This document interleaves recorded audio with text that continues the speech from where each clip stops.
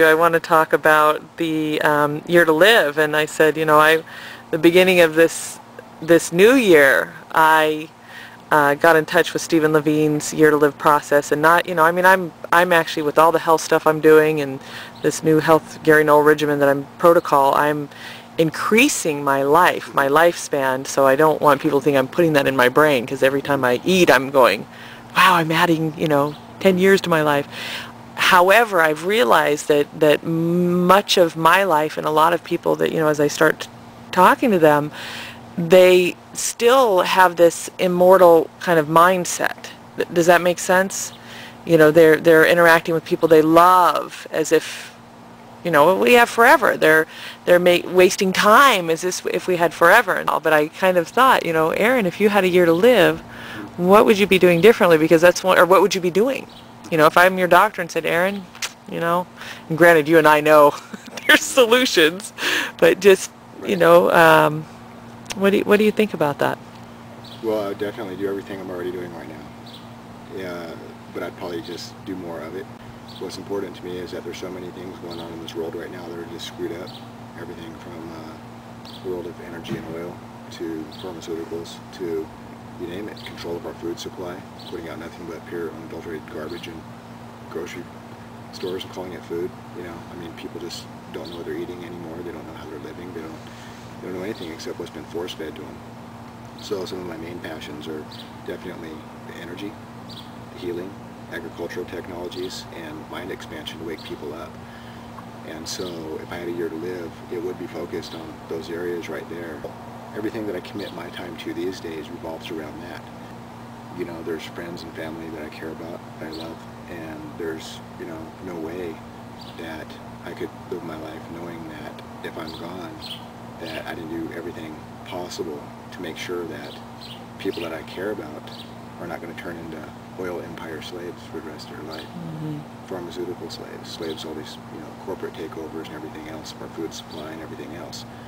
Those are my passions, and that's what I would focus on. I like the theory and coming up with the ideas, and I like designing systems and methodologies on doing things.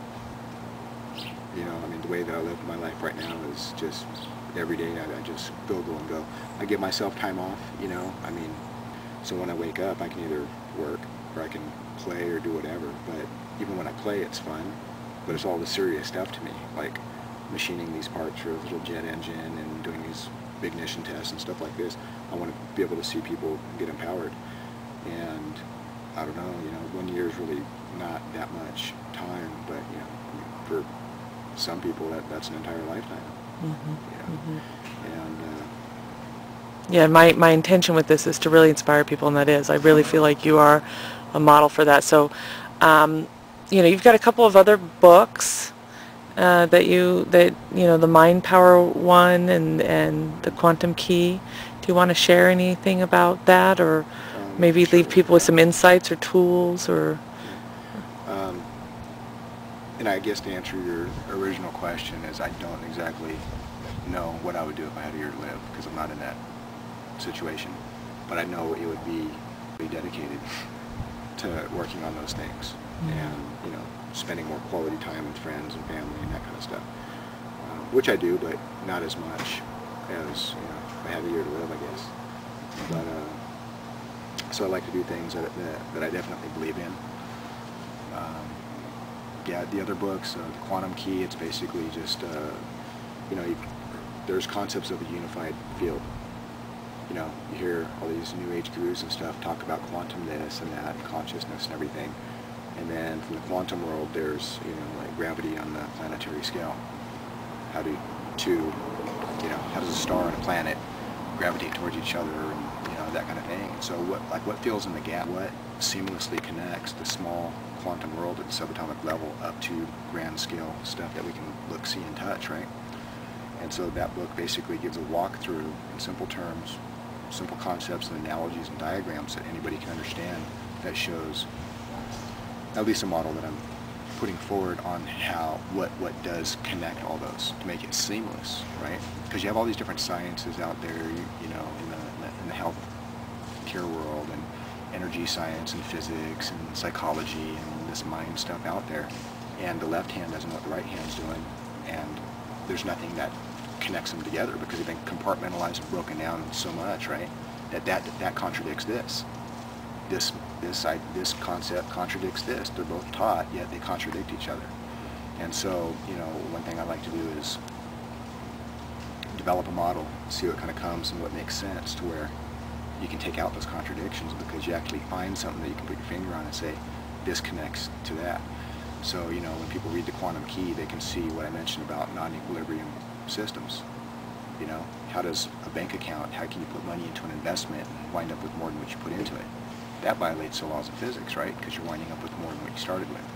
And I'm like, well, that's an investment. That's nothing to do with physics. But look, you got to look at nature. How do you put a seed into the ground, give it some water, walk away, come back, you know, a year later, and you got this tree? You didn't have to put that potential into it. You put this much in, but you wound up with that much wood and leaves and everything else, right? Because nature had input into it. And so it's really kind of a paradigm-changing concept for the average person to be able to understand what is an open system, what is open system thermodynamics, what are those non-equilibrium systems that govern nature. But everything that they build, everything they teach in school is based on closed systems. The electric motors that they make, all these energy technologies, most of them are stuck in the paradigm that there is no abundance in this universe and that everything is a closed circuit. That's where the poverty consciousness comes from, that we're in depletion and we're running out of resources and all this kind of stuff. It's brainwashing garbage, and it has nothing to do with reality whatsoever. I've seen you pull energy out of all kinds of things. I've come here and you've shown me gizmos and gadgets, and I'm like, whoa, I'm just blown away. You know, the way that some of these little electromagnetic motors and stuff work is because they're basically operating how a human being interacts with the universe. You know, and tell us about the other one? A Course in Mind Power. It's kind of a walkthrough on giving a foundation so people can actually become empowered instead of being hooked on the next guru and the next book and everything else. It's showing what is some of the foundation and the fundamental basis of synchronicity, consciousness, and our interaction from the subconscious mind into the collective. How can we hook onto certain data in the collective, download it, and become consciously aware of it? There's so many so-called natural psychics and this and that, and they may be receiving stuff, but how do you clear your own imagination from turning information from the collective into something? Everybody is putting it through their filters, right? But what if you can clear these filters so that when you get information from the collective, you see it for what it is instead of what your mind is turning it into, right? Whoa. It's a very powerful distinction. It's powerful for anybody in business and relationships and anything to really develop and to clear that. Always telling ourselves stories. That's right. Yeah. Wow. See, and it's okay to have the stories, but when you can look at something and you can distinguish the difference between this is my story and this is the information I'm perceiving from the collective. And there's very few things out there that address that. Because they make it look like it's inevitable and you can't do anything about it. It's all garbage. You can. They give a few tools, enough to where somebody can get impressed with themselves for a certain period of time. Then after that, it's on to the next thing and the next thing and the next thing, because they never saw what's the mechanics behind the foundation of it. So we're going to put information about you in the comments below and in the video, and I'm sorry to cut you short, but you rock. One morning I woke up and I knew it all. A new day, a new way, and new I